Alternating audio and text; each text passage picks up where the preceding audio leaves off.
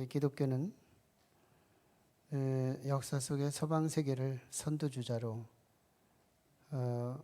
동행하게 하셔서 서방 문명이 사실은 인류 문명의 선구자 역할을 하게 됩니다. 그러면서 우리 기독교가 인류 역사 속에서 굉장한 문명의 선두주자 역할을 하게 되면서 성경을 이해하면서 서방 기독교가 1054년도까지 통일성 있게 성경을 같이 봅니다. 그러다가 1054년에 비로소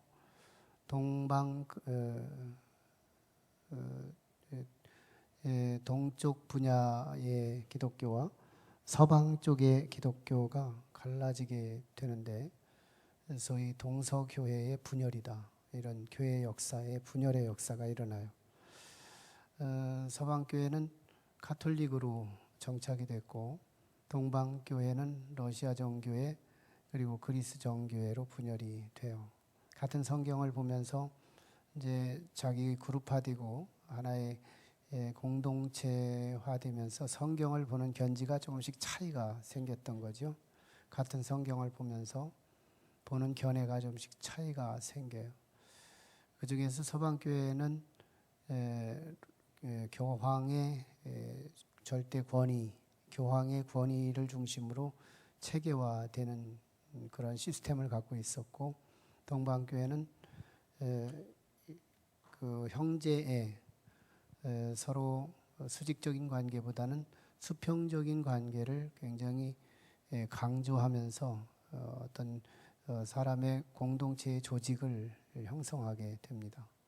서방교회는 수직적인 히에라르키아라고 해서 수직적인 조직 체제를 세우게 되고 교황, 추기경 이런 여러 가지 어떤 수직적인 체계를 좋아했고, 동방교회는 수직 체계가 사라지고 서로 형제, 거기는 어떤 직분도 없죠. 형제, 자매 이것으로 이제 서로 통하는 그런 공동체가 돼요.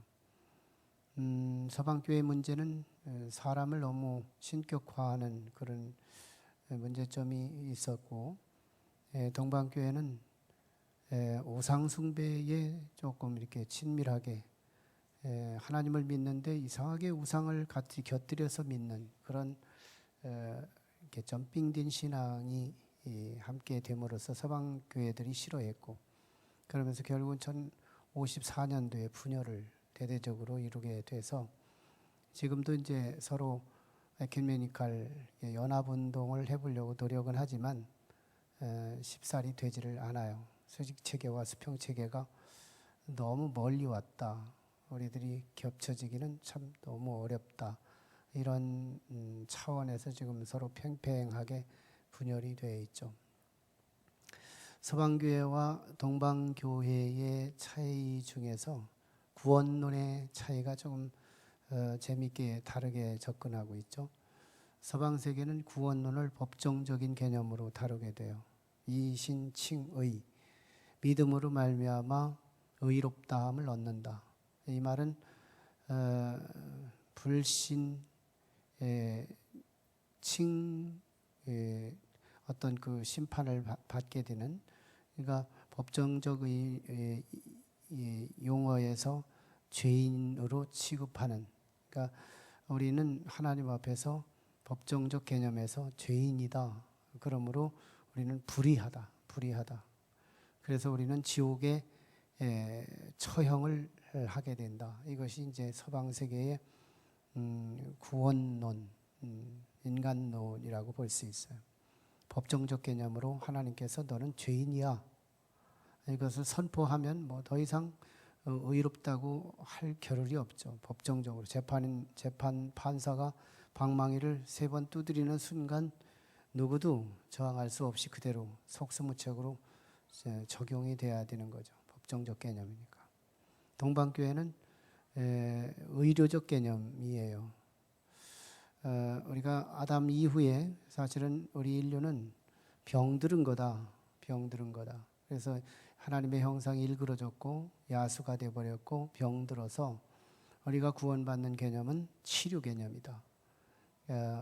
그래서 우리 예수님에게 의사 대신 만병의 대의사 되신 예수님에게 환자로 다가가야만이 우리는 회복될 수 있고 치료될 수 있다 하는 이 구원론의 개념이 좀 어떤 패러다임이 좀 다르게 표현되고 있죠. 그러나 사실은 성경은 두 가지가 다 함께 있어요. 법정적 개념. 로마서를 보면 법정적 개념이 분명히 나타나죠. 믿음으로 말미암아 우리가 의롭다함을 얻는다는 개념이 있고, 예수님께서 말씀하셨을 때 너희가 병든 자에게라야 의원이 쓸데있나니 병들지 않은 자에게는 의원이 필요치 않다. 건강하다는 바리새인들, 서기관들 이런 사람들은 의사가 필요하지 않으니 나는 너희와 상관하지 않겠지만 갈릴리의 수많은 병자들, 환자들에게는 내가 필요하니 저들을 구원하겠다. 이런 개념으로 보게 되는 거죠. 그러나 사실은 사람들의 한계성 때문에 우리는 이것을 강조하고 저는 저들을 이것을 강조해서 서로 팽팽하게 차이가 있는 것 같지만 실제로는 동일한 얘기를 다르게 표현했을 뿐이죠. 법정적으로 죄인이라고 한다고 해도 그 사람의 어떤 내면 속에 죄악의 속성이 있기 때문에 죄인이라는 것을 의미하고, 병들었다고 하더라도 그 사람의 어떤 신체적인 영적인 신체라도 마찬가지일 테지만 그의 영혼 속에도 질병과 바이러스들이 함께해서 사실은 병들었기 때문에 사실은 구원을 받아야 하는 그런 개념. 무슨 말일까요? 공통적으로는 내면적 문제지 외면적 문제가 아니다. 법정적인 문제라고 하더라도, 그리고 의료적인 문제라 하더라도 사람의 구원의 문제는 내면적 문제지 밖의 문제가 아니다 하는 그런 차원에서 동방교회와 서방교회를 함께 공통점으로 묶어내라고 한다면 내면의 문제다. 인간의 문제는 내면의 부패성의 문제지 절대로 외면의 문제가 아니다 하는 것을 우리가 꽂아볼 수 있습니다.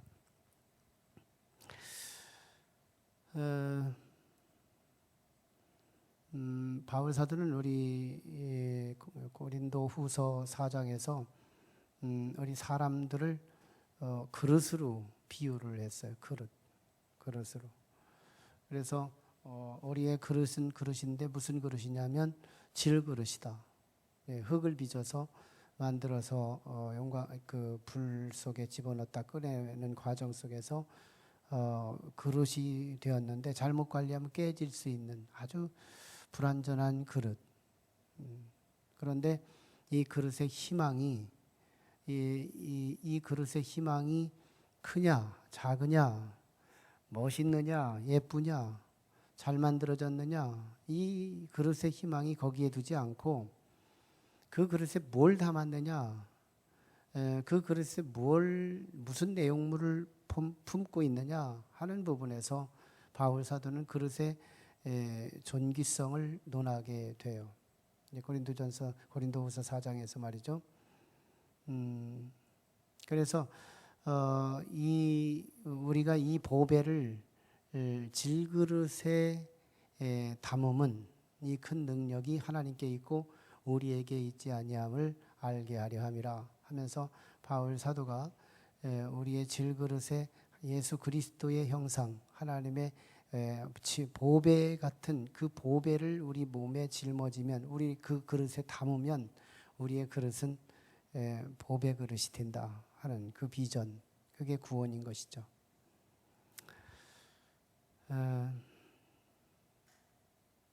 사실은 우리는 내면에 있는 것을 밖으로 끌어내게 돼요. 내면의 것이 얼마나 소중한가, 이 부분이 우리가 오늘 이 시간 나눠야 할 그런 내용이죠. 마가복음 7장에 보면 예수님께서 제자들과 함께 복음을 증거하고 환자들을 치유하고 그리고 하루 종일 사역을 하다 보니까 얼마나 피곤하고 배고팠겠어요. 그러자 이제 먹을 떡이 생겼어요.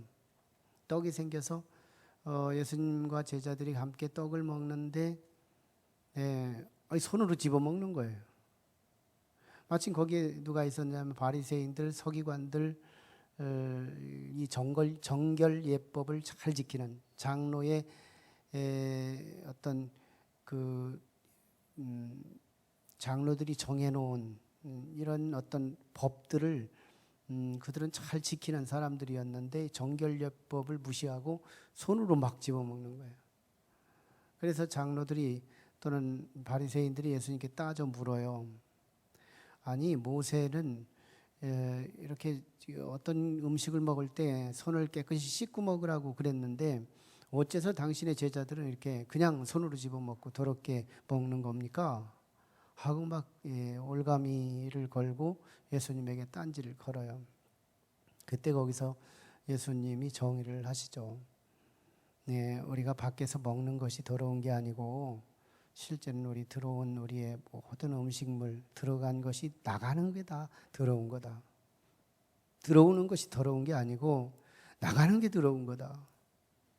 사실 예수님이 하셨던 겨냥하시는 말씀의 표적은 바리새인들, 서기관들 그런 지도자들은 뭐라고 한번 책망한 적이 있었어요. 회칠한 무덤이다. 회칠한 무덤.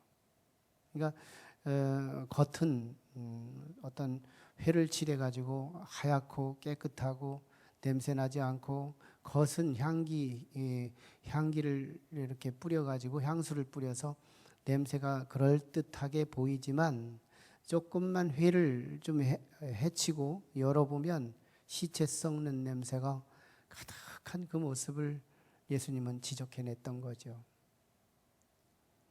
사람은 외면의 문제가 아니라 내면의 문제다. 내면이 얼마나 부패됐는지를 지적해주고 계신 아주 예리한 지적이었던 거죠. 사실 우리가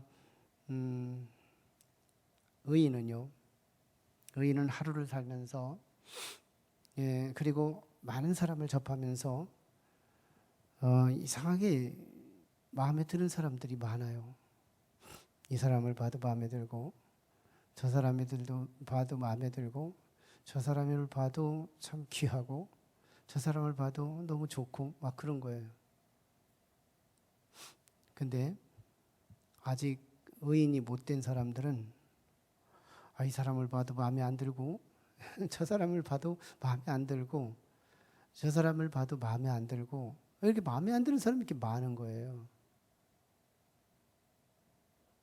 똑같은 자원입니다. 똑같은 환경이에요. 그런데 비단 그게 사람만이겠어요? 이 세상의 모든 삼라만상 오스마발 모든 피조물을 대하는 우리의 시선이 참 이렇게 마음에 안 드는 거예요. 이렇게 봐도 저렇게 봐도 마음에 안 드는 게 왜 이렇게 많은 거예요? 무슨 차이가 있을까요? 제가 너무 급해서 의인이다, 악인이다, 뭐 이런 얘기를 먼저 했는지는 모르지만 사실은 알고 보면 내 속에 그리스도가 계시면 이상하게 그리스도와 닮은 것들이 투영된다는 거예요. 내 속에 있는 것이 내 속에 있는 비슷한 것들을 보게 한다는 거예요. 이게 투영의 비밀이에요. 투영. 내 속에 없는 것들이 같은 건데도요, 안 보이는 거예요. 내 속에 없는 것들. 돈에 민감한 사람은 여기에 막 쓰레기 더미가 쭉 있는데 돈의 가치가 강한 사람은 막 낙엽도 있고 종이도 있고 싹 있는데 돈이 딱 보이는 거예요. 내 속에 돈이라는 가치가 막 엄청나게 속에서 막 파워로 작용하기 때문에 그 많은 매개들 가운데 돈이 딱 보이기 시작하는 거거든요. 내 속에 있는 것이 투영되는 현상이거든요. 그래서 안 좋은 사람이 보이면 저 사람이 왜 싫은지 아세요? 내 속에 그런 것들이 있기 때문에 그게 보이고 그게 싫어지는 거예요.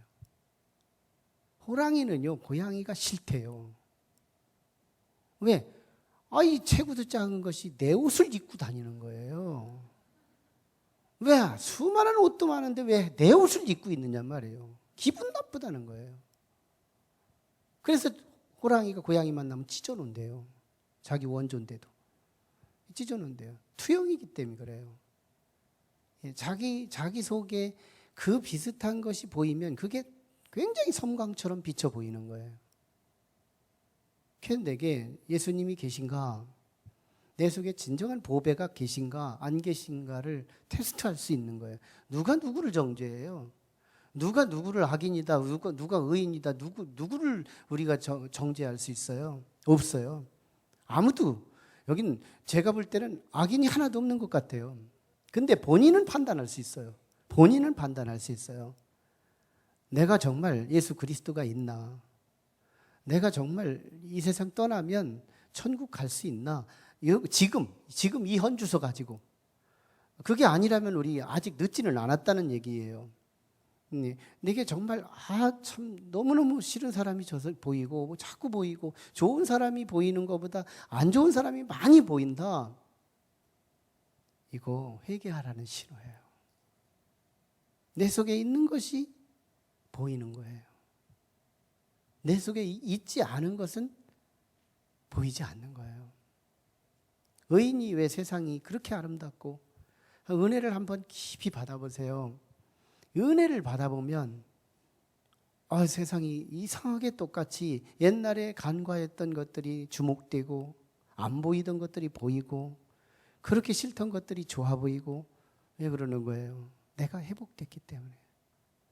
내가 악한 것들, 더러운 것들, 추한 것들, 냄새나는 것들이 회복이 돼서 바뀌어졌기 때문에. 그래서 좋은 것처럼 보여지는 거예요. 내 문제예요. 내 눈은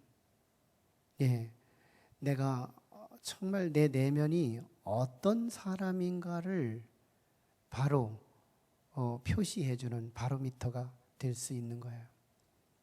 내 내면. 내 내면이 악하면 이상합니다. 악한 것이 밖으로 나가요. 내 입에서 나가는 말 한마디, 내 눈에서 나가는 눈빛 하나, 이런 것들이 절대로 객관적으로 저것이 싫어서가, 저것이 잘못돼서가 아니고 내 속에 있는 악한 것들이 저 사람에게 언어로, 눈빛으로, 손으로, 발로, 행동으로 나타나게 돼 있어요. 대추나무는 우리 교회 안에 유일한 유실수 하나가 있는데, 대추나무. 옛날에 사택에서 옮겨다 다 죽은 거 심어놨는데 금년에 몇 개 열었어요. 누가 따먹을라는 모르지만. 대추나무는 영락없이 대추만 열어요. 그거 왜 대추가 수박 안 열고 그러는지 모르겠어요. 속에 대추가 있으니까. 참외나무, 또 수박, 또 모든 나무들은 자기 목적의 열매를 열어요. 우리는 이게 자연의 이 계시, 수박은 수박만 연다, 참외는 참외만 연다, 딸기는 딸기만 연다, 대추는 대추만 연다, 배는 배만 연다, 사과는 사과만 연다.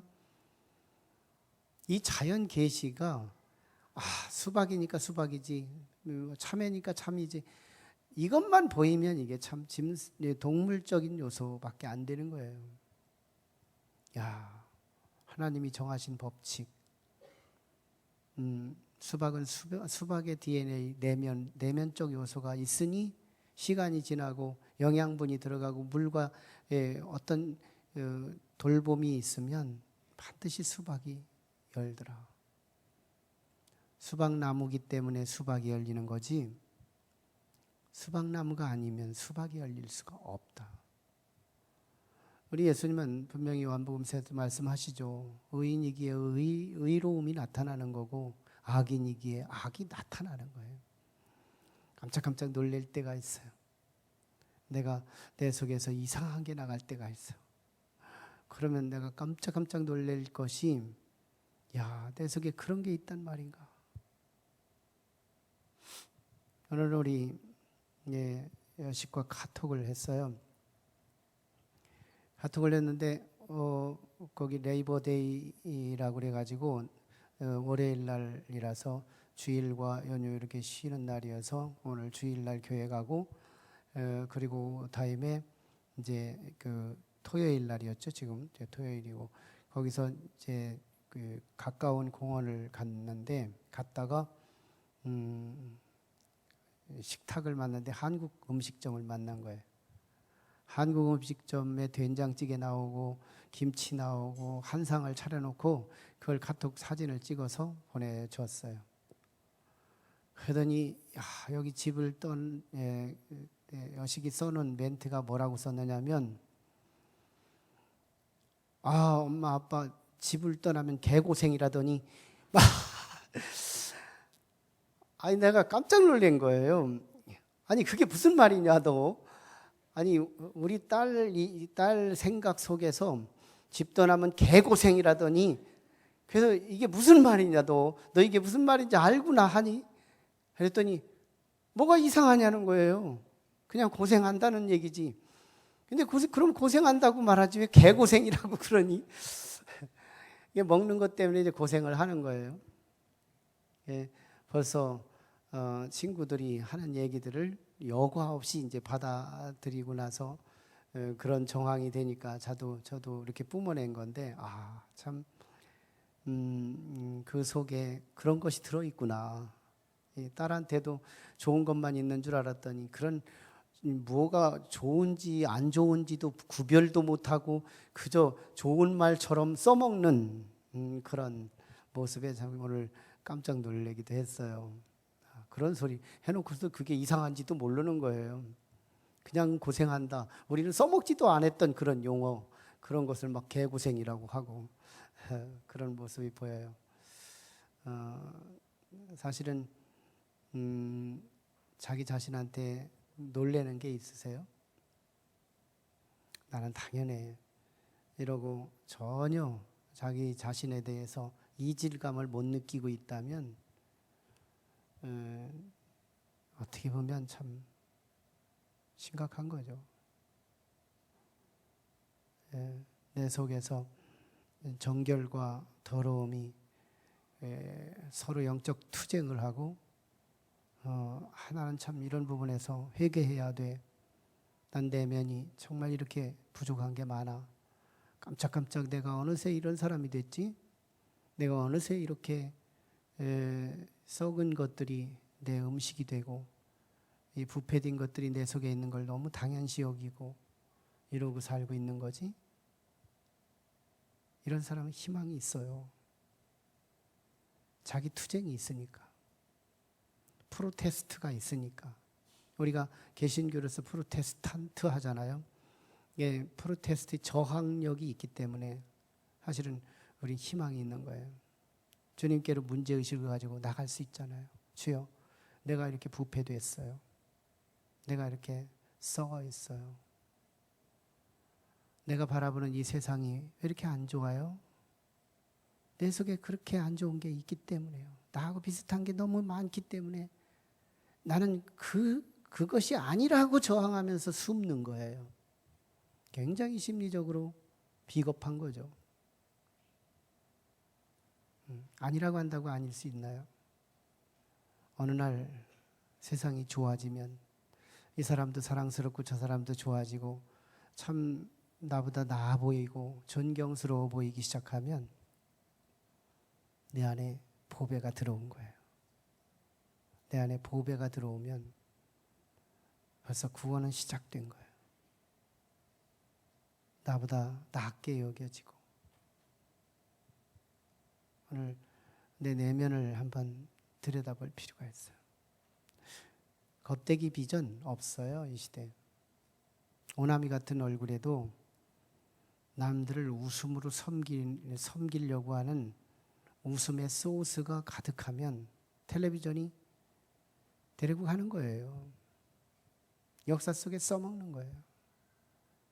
남들을 섬길 만한 컨텐츠를 갖고 있으면 그게 비단 웃음이라도 우렁 같은 얼굴에도 남들을 섬길 만한 정말 좋은 컨텐츠를 그 가슴에 담고 있으면 역사는 언제나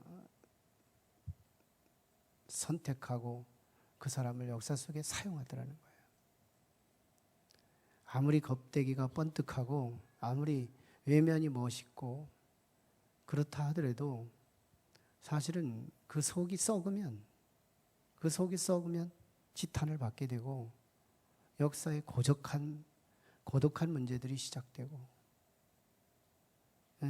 참 아주 몹쓸 세상이 돼버리는 거지만 내 내면이 바뀌면 세상은 괜찮은 거예요. 절대로 우리 속에서 나가는 모든 것은 내가 부패한 것들이지 내가 나가는 것이 얼마나 정결한 건지 나가는 것이 얼마나 깨끗한 건지 내게 나가는 것을 통해서 나를 진단할 수 있다. 내가 나가는 하루의 언어 가운데 내 혀의 방향, 내 언어의 선택 이런 것들을 통해서 내가 누군가를 고발하고 있어요. 누군가에게 고발하고 있어요. 내가 누군가를 말해주고 있어요. 나는 사과나무다. 오늘 하루의 언어를 통해서 나는 사과나무다. 이걸 계속 말하고 다니는 거예요. 나는 탱자나무다.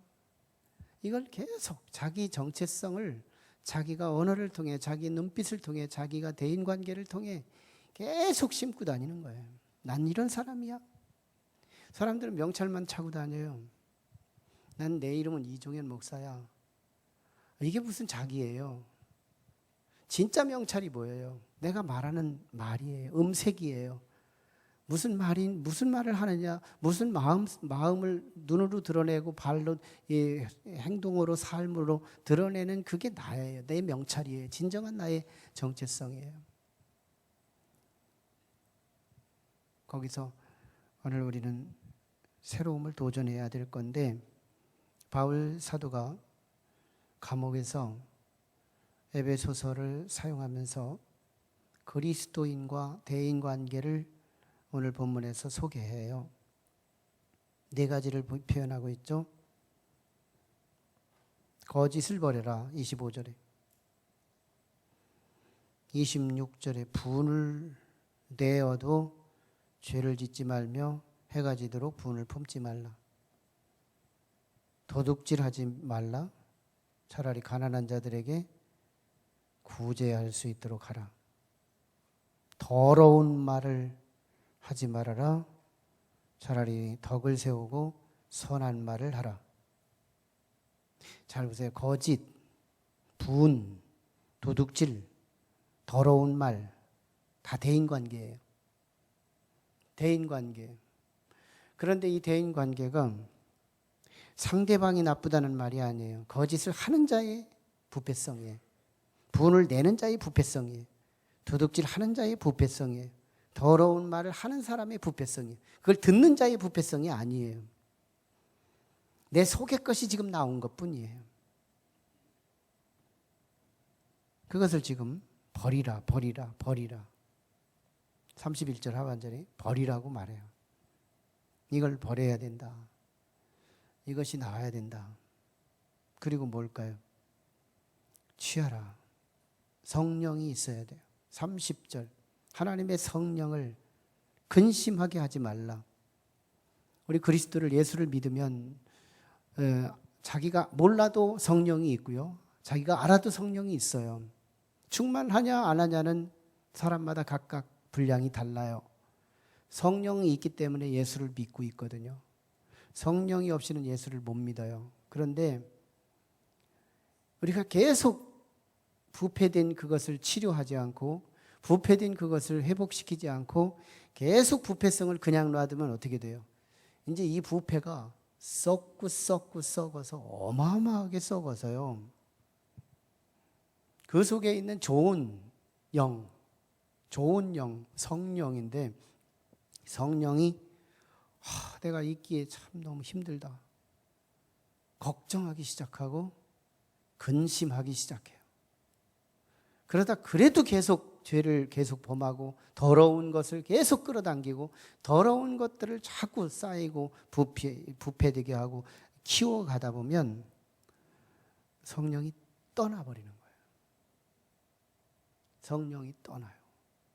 그래서 어떤 사람이 믿음이 좋다가 믿음이 곤두박질 치면서 악인보다 더 악하게 막 전락하는 사람이 있거든요. 성령이 떠난 사람들이에요. 있다가 떠난 사람이에요. 하나님이 얼마나 참았겠어요.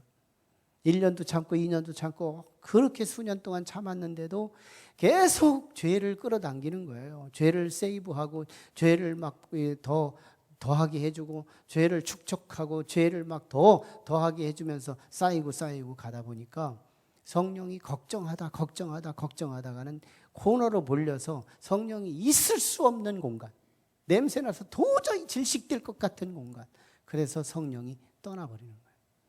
그러면 뭐가 돼요? 악한 영, 사단의 영, 모든 악을 만들어낼 수 있는 주체자 마귀가 우리 속에 주인으로 자리 잡으면 그때는요, 우리가 죄를 짓지 않으려고 해도 쉽게 죄를 지을 수 있어요. 마귀가 우리의 실세된 진짜 우리의 악을 만들어낼 수 있는 시스템이 우리 안에 들어오면 이제는 우리가 죄 짓는 게 그렇게 어렵지가 않아요. 맘만 먹으면 죄가 나오고 말만 하면 죄가 터져 나오고 계속 부패해서 한없이 부패해 가기 시작하는 거예요. 하나님이 건지지 않으면 어떻게 되겠어요? 인생 망치는 거죠. 성령을 근심하게 하지 말래요. 오늘 우리는 지금 30절의 현 주소에 있을 수 있어요. 우리는 예수를 믿기 때문에 성령이 있다는 걸 전제할 수 있고요. 예수를 믿는데도 아직은 이상하게 안 믿는 사람들이 가질 수 있는 그 내면적 요소들이 우리 안에 있다면 30절이 내 자리일 수 있어요. 30절이 내 자리일 수 있어요. 성령님이 있어서 예수는 안 믿을 수 없고 예수를 믿자니 내 악한 것들이 투영되는 그것이 너무너무 나를 힘들게 하고 그런데도 불구하고 악에게 져서 계속해서 악을 허락하게 된다면 성령이 떠난다면 그때는 예수 믿기도 어려울걸요. 예수를 붙잡을 여건이 없을 거예요. 그래서 우리는 31절을 선택해야 돼요. 가장 하반절에 31절 처음부터 너희는 모든 악독과 노함과 분냄과 다 속의 것들이죠. 떠드는 것과 비방하는 것을 모든 악의와 함께 버려라. 이거 버려라. 그리고 뭐예요? 32절 서로 친절하게 하며 대인관계잖아요. 이 친절이 내가 친절이 나왔다면 그게 어디 거예요? 내 거거든요. 내 속의 거거든요. 친절하게 하며 불쌍히 여기며 서로 용서하기를 하나님이 그리스도 안에서 너희를 용서하심과 같이 하라. 하나님이 우리에게 보복을 보여주셨어요. 용서하는 것처럼. 그래서 우리가 빨리 건강해지기를 원한다면, 빨리 법정적으로 의인 되기를 원한다면, 빨리 속이 정화되기를 원한다면 하나님이 하신 일을 하면 돼요. 용서해야 돼요. 절대로 남을 용서하지 않고는 나는 용서받을 수가 없어요. 내가 용서하지 않는 것 같지만 하나님이 내 죄를 더 용서하지 않고 있어요. 내가 키를 잡고 있는 줄 알지만 하나님이 내 운명에 키를 붙들고 있어요. 이걸 모르고 있는 거예요. 우리 빨리 용서해야 돼요. 내가 그렇게 믿게 여기던 그 사람, 내가 그렇게 싫어 보이던 그 사람, 그거 빨리 용서해야 돼요. 착각하지 말아요. 내가 미워하는 줄 알지만 하나님이 나를 더 미워해요. 내가 용서하지 않는 줄 알지만 하나님이 나를 용서하지 않아요. 주기도문에서도 말씀하잖아요. 우리가 우리의 죄를 용서한 것처럼 주께서도 우리를 용서해 달라고. 이 순서가 얼마나 중요해요. 우리가 고쳐지길 원한다면, 내면의 보배를 담기 원한다면, 내가 내면이 치료되고 회복되기를 원한다면 우리가 할 수 있는 지금의 선택이 있어요. 하나님이 하신 일, 그리스도 안에서 너희를 용서하심처럼 우리도 용서하라. 품어야 돼요. 예, 우리 주님 말씀하셨잖아요. 500데나리온 빚진 사람을, 1만 달란트를 빚진 사람이 그 큰 주인한테 1만 달란트를 탕감받고 밖으로 나오다가 500데나리온의 빚진 자를 만난 거예요. 그래서 그놈을 멱살을 딱 잡고 자기 집으로 가가지고 이 창고에다가 감옥살이처럼 집어넣고, 왜 너 빚을 안 갚느냐고. 그러다가 이 소문이 원래 큰 주인한테 들린 거죠. 소문이. 그래서 가만히 보니까 가관 아닌 거예요. 나는 저한테 1만 달란트를 탕감해 줬는데 가다가 500데나리온, 그거 얼마도 안 되는 그거 가지고 그 사람을 막 자유권을 박탈하고 창고에다가 가둬버려? 괘씸 맞구나. 저놈 다시 잡아와라. 1만 달란트 다시 원래 갚고 너는 여기에 갇혀라. 이러고서 네 1만 달란트 어디서 구해든지 그거 구해가지고 와서 이거 풀어달라고 해라. 주님은 또 비유하시죠. 남의 있는 눈에 티는 볼 줄 알면서 자기 눈에 있는 대들보를 보지 못한다는 거. 무슨 문제들이에요? 다 내 내면적인 문제들이죠. 내 속이 바뀌려면 빨리 밖을 용서할 필요가 있다는 거예요. 하나님의 마음, 그걸 써먹어야 돼요. 하나님의 마음. 사실은 하나님이 우리를 얼마나 용납하세요. 내가 남들을 응징하고 싶은 그 응징하고자 하는 조급함 가지고 나를 대하셨다면 난 벌써 당했을걸요. 근데 그렇게 부단히 용서하시고 기다려주시고 품어주시고, 그래서 내가 나댔는데, 나는 조그마한 문제만 가지고도 그걸 너무너무 크게 부각시키고, 그러면서 그가 지구촌에 없었으면 좋겠다는 그 마음 가지고 있다면 착각하지 말아요. 하나님이 나를 그보다 더하게 여기고 있다는 사실. 이게 무슨 사람의 감정 가지고 할 수 있는 얘기예요.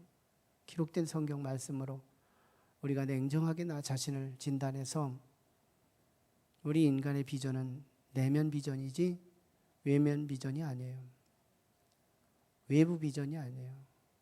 우리의 개발의 여지는 내면에 있어요.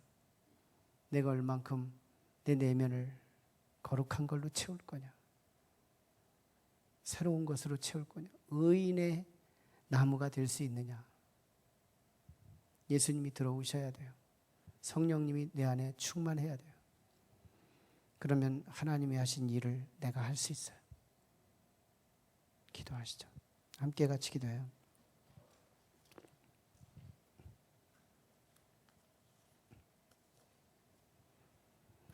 하나님, 우리가 참 이 세상이 때로는 좋을 때도 있고 때로는 참 힘들 때도 있어. 내게 보여지는 나무 조각, 내게 보여지는 모든 자연, 내게 보여지는 많은 이웃들, 왜 그렇게 싫지요? 오늘 성경은 내 문제라고 말합니다. 내 속에 싫은 게 있기 때문에 그것과 함께 거울처럼 투영됨으로 내가 싫어지고 있습니다. 하나님의 사람은, 우리 안에 보배를 담은 사람은, 예수 그리스도가 있는 사람은, 하나님의 형상이 회복된 사람은, 의인으로 바뀌어진 사람은 이 세상 사람들이 그렇게 아름답게 보여요. 좋게 보여요. 선하게 보여요. 내 속에 선한 것과 마주치기 때문이에요. 우리는 이제 내 주소를 알아볼 수 있어요. 내가 어떤 사람인지, 내 진짜 명찰이 무엇인지. 이번 한 주간도 우리는 우리의 명찰을 가슴에 달지 않고 입술에 달고 다녀요. 우리의 명찰을 내 눈빛에 달고 다녀요. 내 삶으로 달고 다녀요. 내 믿지 않는 자들에게 그 명찰을 보이고 그 명찰을 가지고 우리는 예수를 전도하기도 하고 예수 믿으라고 복음을 전하기도 해요. 우리 내면 깨끗해지기 원합니다. 속사람이 정결화되기 원합니다. 거룩해지기 원합니다. 질그릇에 담은 우리의 내용물이 그리스도이기를 원합니다. 성령님이기를 원합니다. 하나님 말씀이기를 원합니다. 거룩한 것들이기를 원합니다. 그래서 이 거룩한 것들과 이 세상의 거룩한 것들이 보여지게 하셔서 이 세상이 살만한 세상이 되게 도와주시옵소서. 나의 불행한 모습은 절대로 환경의 문제가 아닙니다. 내 내면의 문제입니다. 하나님, 내가 외롭고 고독하고 힘들고 배알이 꼬이고 너무너무 세상이 싫은 사람이 많다면 내가 주님을 필요로 한 사람인 걸 알게 해주시고 나는 주님이 꼭 필요한 사람이구나. 내 안에 주님이 오셔야 되겠구나. 성령님이 나를 도와주셔야 되겠구나. 나는 그것이 꼭 필요한 사람인 걸 알고 주님을 모시고 주님을 찾고 주님을 구하여 세상이 살만한 세상이 될 수 있도록 하나님 도와주시옵소서. 하나님 앞에 간절히 말씀을 의지해서 기도하실 때 하나님이 기뻐하실 거고요. 여러분을 붙잡아 주실 것을 기대하고 하나님께 부르짖고 기도합니다. 걸어가시고 자비하신 아버지 하나님, 은혜를 감사합니다.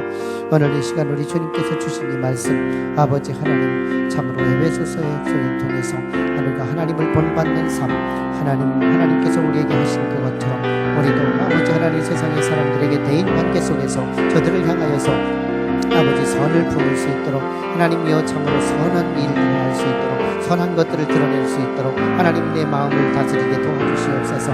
내 속에 들어와 있는 것이 더 더러운 것을 알게 하시고 어딘가에 외부적인 것이 더러운 것을 우리가 지적하기 전에 내 속에 더러운 것이 있음을 알게 하여 주셔서 그것을 부끄러워할 줄 알게 하시고 그것이 노출되는 것이 부끄러운 줄 알게 하시고 우리가 회개하게 하시고 우리가 벗어내게 하시고 우리가 아버지 하나님, 아버지 버리게 도와주시고 아버지 떨궈내게 하시고 그것을 끊어내게 하시고 그것을 잘라내게 하시고 그것을 아버지 제거되게 하여 주시고 보혜사 성령 하나님이여 우리 속에 오셔서 마음밭을 경작하여 주시고 깨끗이 씻어내 주시고 더럽고 추악하고 아버지 하나님이여 아버지 냄새나는 모든 것 우리 주여 내 속에 있는 모든 것 눈빛으로 투영되고 아버지 입으로 투영되어 내 삶으로 투영되어 나가는 모든 것들 우리 주여 제거하여 주시옵소서. 예수의 이름으로 도말리게 하여 주시옵소서. 그리고 아버지 하나님, 참으로 예수 그리스도의 피가, 예수님의 보배 피가, 예수 그리스도의 보배로운 피가 오늘 우리에게 아버지 하나님이여 눈빛으로 뿌려지게 하시고 입술에 뿌려지게 하시고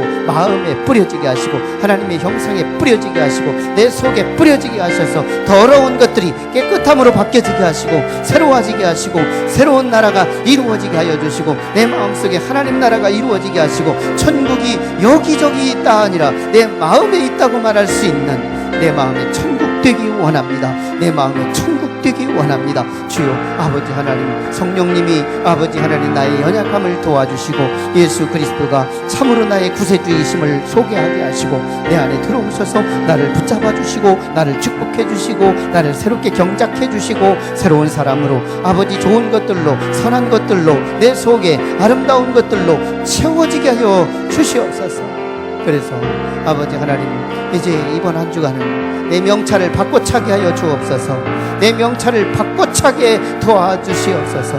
내 눈빛에 내 명찰을 바꾸게 해주시고 내 입술에 내 명찰이 바뀌어지게 하시고 내 가슴에 내 명찰이 바뀌어지게 하시고 내 정체성 나는 하나님의 사람입니다. 나는 하나님의 나무입니다. 하나님의 유실수입니다. 나는 하나님의 열매를 맺기 원합니다. 나는 예수님의 열매를 맺기 원합니다. 새로운 삶을 살아가도록 이번 한 주간 도전하게 하여 주시고 보혜사 성령님이여 도와주시옵소서. 악하고 더러운 것들이 아버지 남에게서 있는 것보다 내게 있는 게 더 수치스럽고 내게 있는 게 더 부끄럽고 내게 있는 게 더 아버지 냄새나는 것을 인정하게 도와주시고 아버지 내가 아는 사람들을 아버지 용서할 수 있는 용기를 더해 주시옵소서. 예수님의 그리스도 안에서 우리를 용서하신 것처럼 나도 많은 사람들을 용서하게 도와주시옵소서. 용서하게 하여 주옵소서. 많은 사람을 용서하게 하여 주옵소서. 내 마음에 그렇게 품이 넓어지게 하시고 아버지 하나님의 마음을 품을 수 있도록 도와주시옵소서. 거룩하신 아버지 하나님 도와주시옵소서. 하나님을 본받으라고 말합니다. 하나님이 우리를 그리스도 안에서 우리를 용서하신 것처럼 우리도 그들을 용서하라고 말합니다. 아버지 하나님 남을 욕되게 하기 이전에 내 속에 그 욕이 들어있음을 알고 남에게 거짓된 것을 말하기 전에 내 속에 그 거짓이 들어있고 남에게 분을 말하기 전에 내 속에 그 분이 들어있으며 남에게 도둑질하는 것을 지적하기 전에 나도 도둑놈이 그 속에 있음을 알게 하시고 내게 남들의 덕 있는 말이 나오기 이전에 내게 더러운 말이 내 속에 있음을 알게 하시고 아버지 하나님 보혜사 성령이 내 속에서 나갈까 머무를까 갈등하지 않도록 근심과 걱정하지 않으시도록 하나님 내 안에 빵끝 웃으시는 성령님을 모시고 오늘도 새로운 마음을 경작하셔서 내 속에 새로운 것으로 세팅하시고 아버지 하나님 내 속에 새로운 하나님의 새로운 피조물로 아버지 내용물을 수정해 주셔서 이제 지난 주간에 있었던 나의 더럽고 아버지 이면스러웠던 나의 명찰들 다 용기 있게 떨쳐버리고 떼어내버리고 내 가슴에 내 입술에 내 눈빛에 새 명찰을 달게 하여 주옵소서. 내가 이제 새로운 피조물이 되고 새로운 삶으로 새로운 신분을 가지고 이제 많은 사람들을 대하며 이 세상 하나님이 만드신 이 세상 살만한 세상임을 평가하게 하시고 할렐루야 저절로 탄성처럼 쏟아져 나오는 내 속에 있는 할렐루야 거리가 있어서 할렐루야적 외면적 요소들이 투영되어 내 입술에 나도 모르는 사이에 터져나오는 탄성이 할렐루야 소리가 나올지언정 탄식이 나오지 않도록 우리 성도들을 행복한 사람들로 바꿔주시옵소서. 돌아갑니다. 이제 우리 하나님 우리의 가정 천국 이루고 우리 직장 천국 이루고 우리의 거리마다 우리의 있는 삶의 사역 그 현장마다 하나님이 함께 동행하는 삶이 되게 도와주시옵소서. 하나님이 우리를 1만 달란트 값어치만큼 용서하셨는데 우리는 500데나리온 같은 작은 죄를 용서하지 않으며 우리 모순 속에 빠져 아버지 하나님 주인의 은총을 망각하고 살아가는 우리들의 정체성을 바로 발견하고 이제는 아버지 하나님의 어마어마한 어떤 죄들도 우리가 용서해주고 끌어안을 수 있는 너그러운 하나님의 마음이 내 안에 정착하도록 도와주시옵소서. 천국의 마음을 이제 우리 가족들에게 분양하게 하시고 이웃에게 분양하게 하셔서 그들이 아직 주님을 만나지 못한 이웃이 있거든 주님을 소개하며 함께 주님 만나자고 우리의 명찰을 분명하게 아려서 그들에게 복음을 증거할 수 있도록 축복하여 주시옵소서. 예수님 이름으로 축복하며 기도 올리옵나이다. 아멘.